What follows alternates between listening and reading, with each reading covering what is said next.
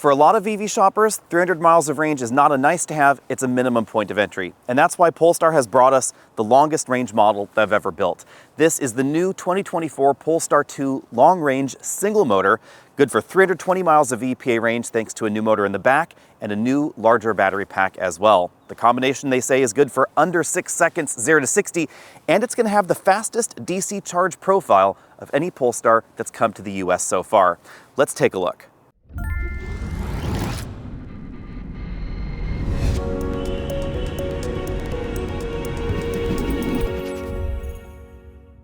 As we get on the freeway here, let's talk about range. This one is rated for 320 miles according to the EPA, and that is based on 55% city driving, not highway driving. That is very important to understand. A lot of people seem to confuse this.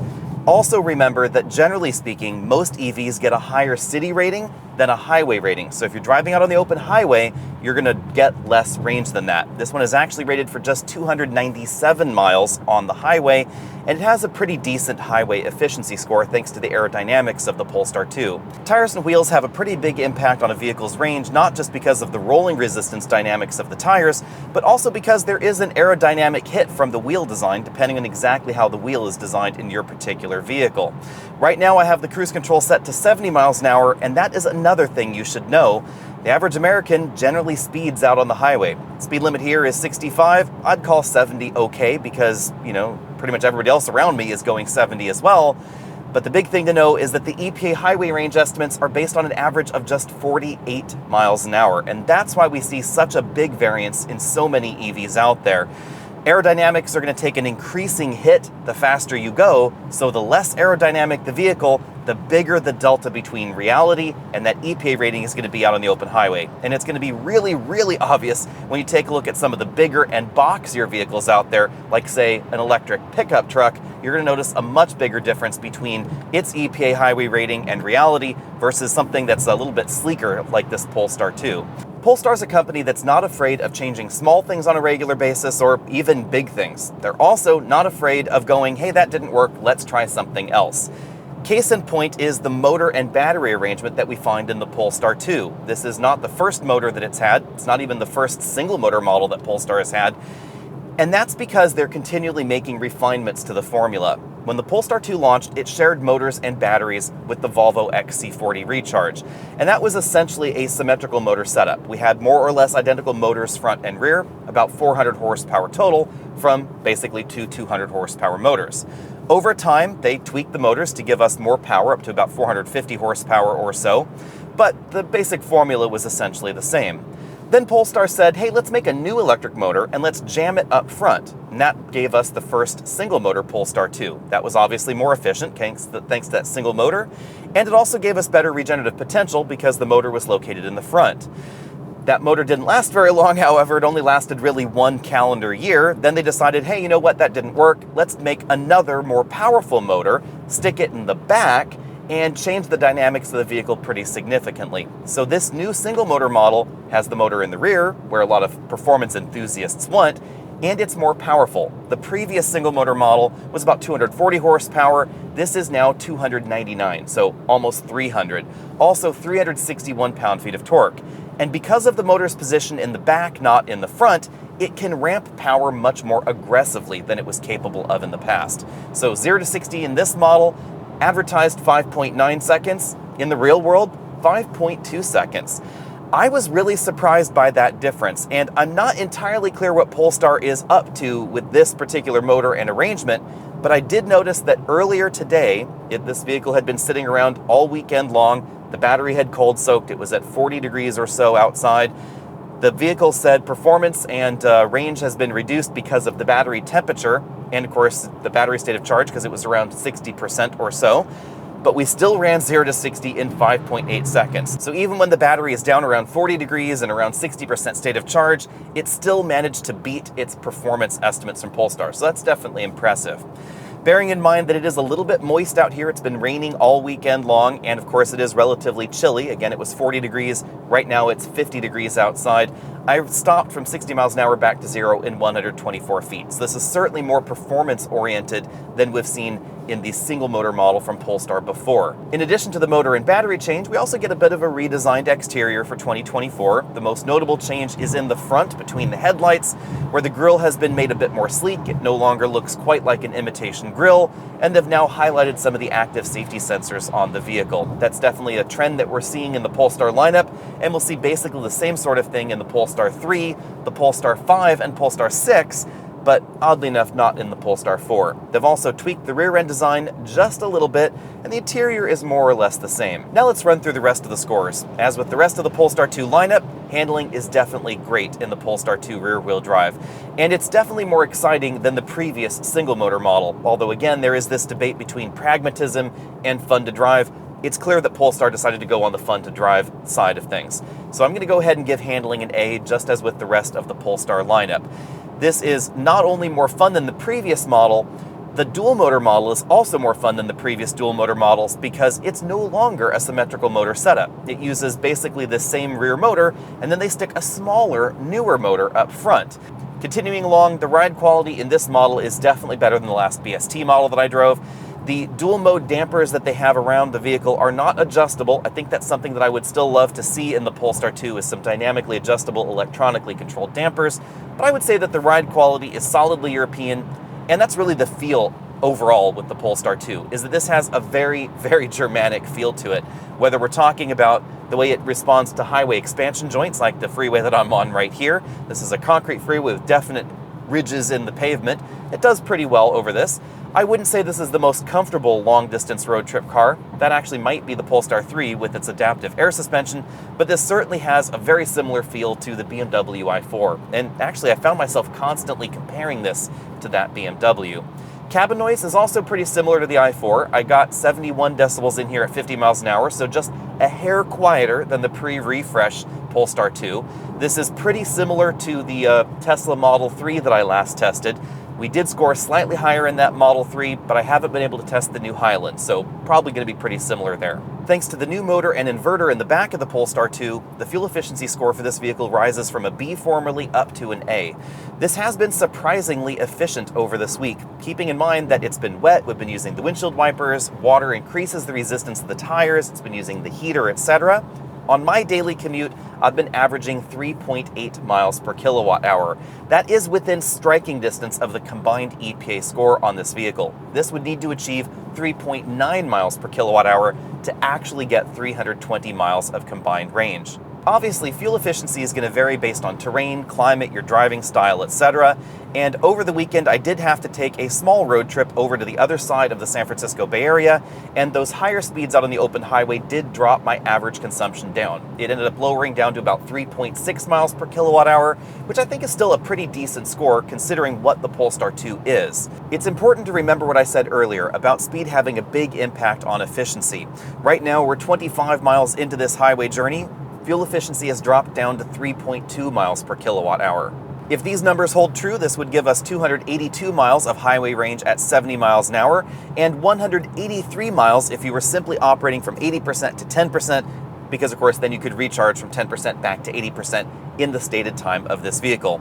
Let's just roll down the highway and see how this goes. I should warn you though that the temperature has now dropped down to 45 degrees. I know a lot of folks in the Northeast are just laughing about these temperatures. It really isn't that cold outside, but this is definitely giving you an idea of how much more energy consumption the vehicle might be using to actually heat the cabin. Fortunately, Polestar does give us a range assistance screen where you can actually see what is consuming the energy in the vehicle, and even keeping the cabin at 74 degrees, it actually says that climate consumption is very low right now, driving style relatively low because it's a pretty constant speed, but the speed, that is actually a little on the high side for consumption, and that has the biggest impact here, the fact that I'm going 70 miles an hour.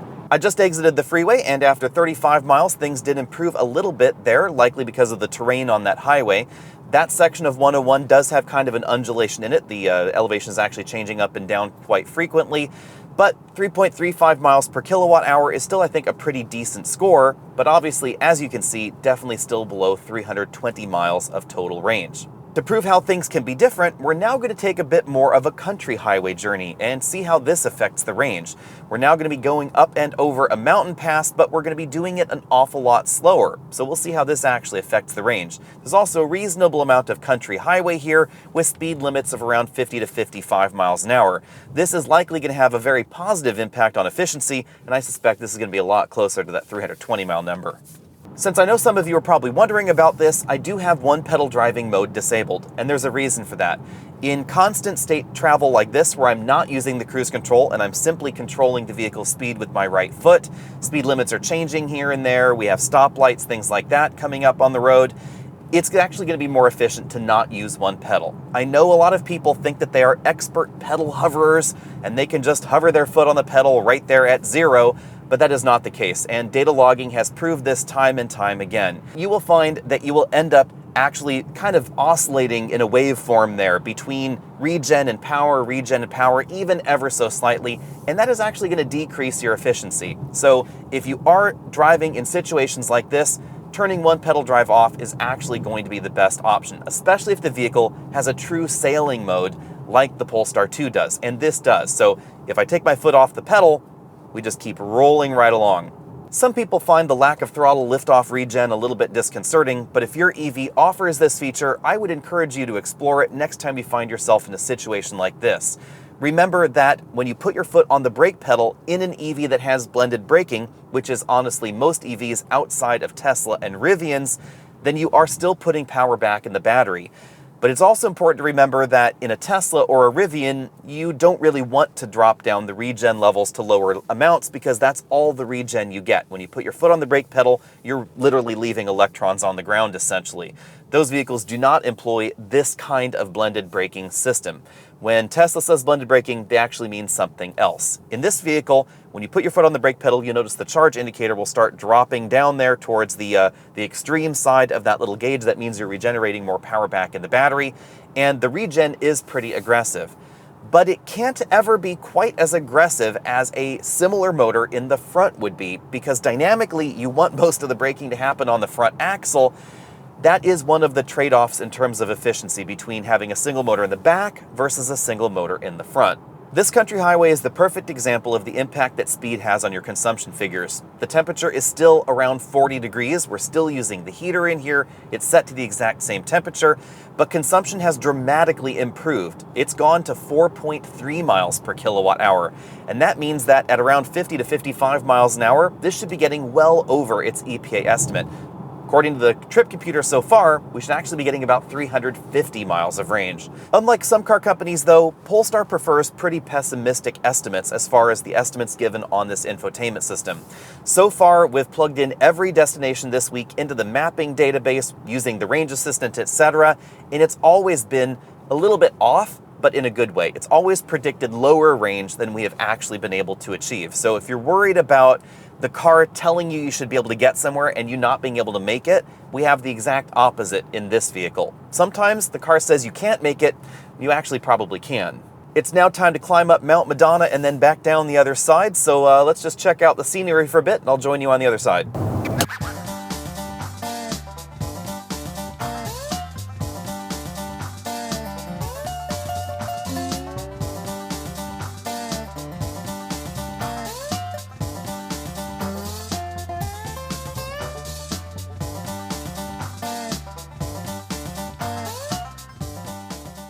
According to my altitude app, we are now at the same altitude as we were when I said we were going to start climbing Mount Madonna, and at this point you can see that our efficiency has definitely started dropping a bit, down to 4.1 miles per kilowatt hour, even though our average speed has now dropped down to 40 miles an hour. So remember, hill climbing is not free, but this does give you a better idea of the kind of range you can expect from the Polestar 2. This is not as heavy as some big battery EVs. It is a little bit heavier than certain versions of the Model 3, mind you, and that is going to affect its performance as far as efficiency in hill climbing situations. But if you're doing some country driving, a hill is not something to be worried about because you'll still get over that EPA range even driving on roads like that. Just keep in mind that a big factor of that is the speed, which again did drop down to an average of 40 miles an hour. With all of this out of the way, let's now take a deep dive into pricing and comparisons, because that's, I think, where the Polestar 2 is a little bit tricky. Before we get to pricing, let's talk about how the charging event went. When I plugged it in, it went rapidly up to 160 kilowatts, and it hung out there for a short while. Then it started dropping down and really clung on to about 147 to 145 kilowatts for most of the charging session where I was plugged in. It did start dropping down, and of course, by the time it hit 70%, it was under 100 kilowatts, just as you'd expect. I never actually saw over 200 kilowatts on the DC fast charger, but that's probably because the state of charge was not as low as I had intended to get the battery. It was just under 30% when I started charging, and I just didn't have the time to get it any lower because I needed to get the Polestar back to Polestar, of course. In 15 minutes, I managed to get 35 kilowatt hours, which means in 15 minutes, I could have gained about 120 to 130 miles of range, depending on the terrain we're driving on. Now let's take a dive into the pricing, and keep in mind that pricing tends to be pretty fluid with EVs, so these prices are as of the date that we are recording this video here. The Polestar 2 starts currently at $50,300. That gets you, of course, the rear-wheel drive model, basically 300 horsepower and 320 miles of range. If you want all-wheel drive, the dual motor model, which bumps power up to about 420 horsepower, I think it's 421 at the moment, then you'll get $55,700. And if you want the performance package, which bumps power up to 455 horsepower, torque way up as well, and all of the extra options, then you're looking at around $69,950. So basically $70,000 for a fully loaded Polestar 2. How does that compare to the competition? Well, let's dive in because clearly the Tesla Model 3 is the most direct competitor to this. It's the best-selling EV sedan in America, and it's one of the least expensive as well, which is probably why it's selling well. It starts at $40,630 as of the date that we are filming this video. Generally speaking, people think that Teslas are the fastest charging EVs available. That is not necessarily the case depending on the trim level you're looking at. There are definitely Model 3s that will charge significantly faster than the Polestar 2, but the base model is not one of them. The base model actually charges a little bit slower. Of course, the charging is going to be more reliable at those Tesla supercharger stations. Now, this is getting to be kind of a muddy area, of course, because a lot of Teslas are now using CCS chargers. That's definitely very, very common in my area. Probably about a quarter of the EVs that I find at Electrify America or EVgo stations are actually Teslas using the CCS adapter because the line can generally be a little bit shorter at those stations than at the Tesla supercharger stations, which can get crowded around certain times of the day. But generally speaking, it's going to still be more reliable on the Tesla because you have access to that Tesla supercharger network. Of course, Polestar is joining the NACS party, and they will have access to that Tesla supercharger network natively in the vehicles in calendar year 2025, supposedly with adapters sometime in calendar year 2024. But getting back to the pricing here, so the Model 3 tops out less expensive than the Polestar 2 as long as you're not looking at full self-driving or the enhanced autopilot. It'll be $55,380. That's probably the most fair top-end price because there's no corollary in the Polestar lineup to the full self-driving package. That would take the Model 3 up to $67,380. As far as wins for the Polestar, that would certainly be ride quality, steering feel, handling, all those sort of driving dynamics things. I think Polestar definitely leads there. The Model 3 has a solid feel to it, but it's not as well polished as the Polestar 2. The Polestar 2 definitely comes across as a company that has been engineering drivetrains and suspension tuning for quite some time. Remember that Polestar is the blend of Volvo engineering and Polestar tuning, and that's what we see in this latest product here. On the other hand, though, the Model 3 is larger, definitely roomier and larger on the inside. It has that fully flat floor, a more practical front trunk. It's only slightly bigger, but I think it's more practical. And the cargo area is also really nicely shaped and sized there. Now, if you're not interested in a Tesla, and statistically, if you're shopping for a Polestar, you probably have decided you don't really want a Tesla, you might want to take a look at the Polestar's close cousin from Volvo, because of course the Polestar 2 is related to the XC40 and the Volvo C40 recharges. The C40 starts more expensive, $54,695, and it's going to have a different purchase experience. You're going to go to a Volvo dealer, you're going to call your Volvo dealer, or you're going to use their app, but they're trying to make that more of a traditional buying experience for the most part, whereas Polestar is trying something a bit different as far as their shopping experience. You're more likely going to find a C40 recharge on the dealer lot that you can just drive away immediately. Polestar 2s, they're going to be a few around on the Polestar Spaces lot, but it's going to be a relatively limited selection. Now, as far as which one's more practical, clearly it's going to be the C40. It's the sort of SUV coupe thing, but it has a bigger cargo area, a little bit more room on the inside. But honestly, a very similar vibe. Slightly different colors, slightly different practicalities as far as what they have done on the interior here and there, but they're very closely related. They use essentially the same batteries and essentially the same motors, but you get less power in the Volvo. The Volvo gets 248 horsepower instead of essentially 300 horsepower like we find in the Polestar 2, and we get slightly lower range because of the profile, 297 miles in the base model. If you want to add the dual motor model, you'll also get less power, 402 horsepower versus 421 or 455 in the Polestar 2. This split makes sense because even though these two models are very closely related, they share very similar software, they share a lot of the hardware, Volvo is the more family-oriented, more traditional luxury brand. It's more traditionally styled inside and outside. The variance is pretty small, let's be honest, because a lot of the interior is shared, but it still is a bit more traditional in that direction. Whereas the Polestar is going in a slightly different, more modern, maybe sort of colder direction, and it's going to have more frequent software updates. You'll notice that part of the way that Volvo and Polestar are separating themselves is that Polestar is going to be releasing new features and new functions sooner. They're going to be sort of experimenting on functions and finding out what people like. And then as things progress and mature, then they will be delivered to Volvo customers. And that's something that we've seen and they're going to be continuing to do.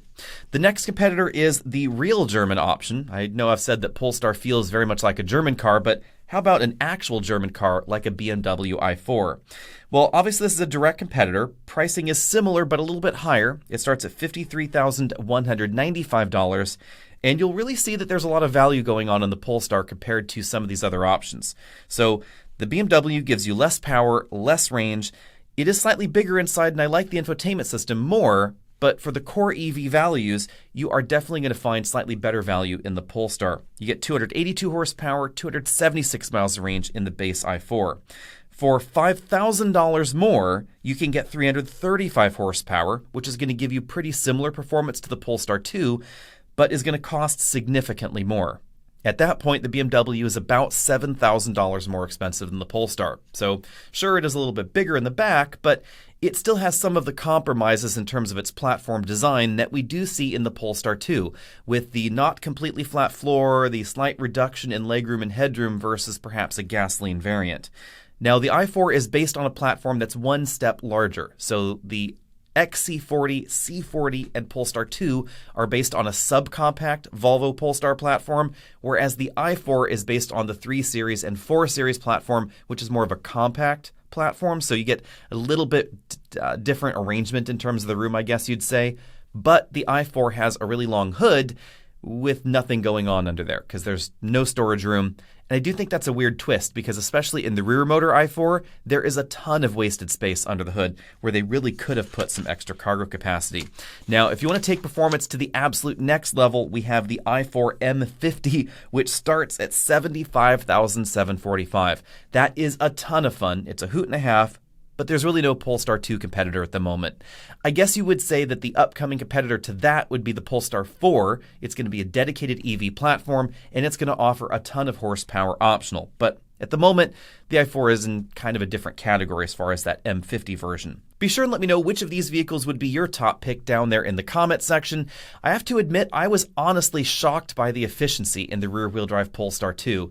And while the Polestar 2 wasn't necessarily at top of my list previously, this new rear-wheel drive model has honestly changed my mind a bit. The efficiency was absolutely fantastic, and in my daily driving, I would be able to achieve real-world 300 miles of range without babying it too much. Admittedly, on those longer road trips, when you're going 70 or 75 miles an hour, your real-world range is probably going to veer down closer towards 250 to 270 miles, but that's still a pretty solid showing. As long as I didn't need to road trip on a regular basis, I would probably pick this over the Model 3, over the GV60, and over some of these other options that we've talked about. I would definitely pick it over the BMW i4. I like the i4's electronics a little bit better, but I love the fact that Polestar is changing things on a regular basis. And if you want the dual motor model with a bit of extra range, you might want to hang on for just a bit, because we know that in other world markets, the dual motor model is getting the bigger battery pack. And that means it's going to charge faster and get slightly longer range. If you want that option in the US, We don't know when it's going to happen. I would suspect it's going to be any time now. It could be middle of the year. It could be end of the year. We just don't know. Polestar is a company that, again, is not afraid to change things up on a regular basis, and sometimes not really on the normal schedule that most car companies do. So sometimes they don't wait till the end of the year to make a major change like that. We don't have any visibility, so if you really need a car right now, don't worry about it. Just get the one that's there. But if you are on the fence, you really like the Polestar 2, but you want extra range in that dual motor model, you might want to wait for a few months and kind of feel out 2024, see how it's going to go. Let me know what you think about all that down there in the comment section below. And does the faster charging of the GV60 sway you in that direction? Does the more reliable charging of the Tesla network sway you in the Tesla direction? Bearing in mind, of course, that sometime in calendar year 2024, Polestars will have direct access to the network with an adapter that Polestar will be providing. Let me know down there. Find us over at Facebook, Twitter, Instagram, all of those social places. I'll see all of you next week.